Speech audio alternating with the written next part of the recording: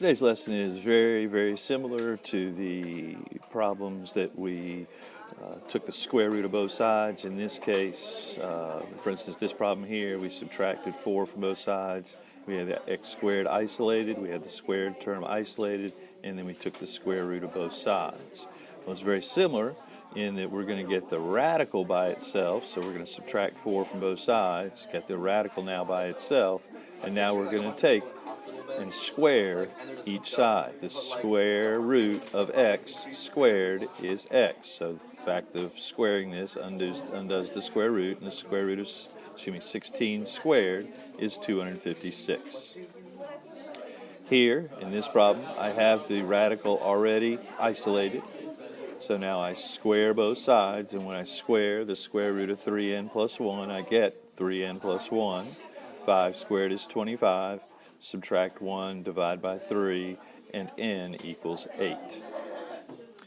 Here, I've got to get the radical by itself, so I subtract 2 from both sides. And then I have the radical isolated, and I square both sides. When I square both sides, I get 3p plus 7 equals 16. Subtract 7, divide by 3, and p equals 3. Well, we do the same thing if we're very similar to the same thing if we have a cube root, right? But instead of squaring it, we're going to cube it. So the cube root of 3r minus 6 cubed is 3r minus 6. 3 cubed is 27. Subtract 6, divide by 3, and r equals 11.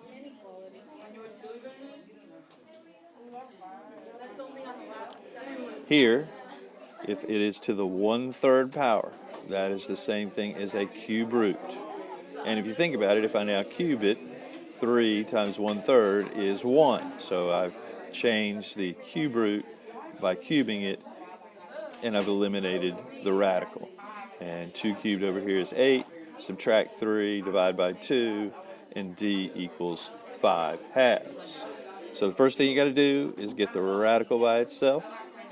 And then you are going to square or cube, depending on whether it's a square root or a cube root. You'll square it both sides, or you'll cube both sides, or it could be to the 4th.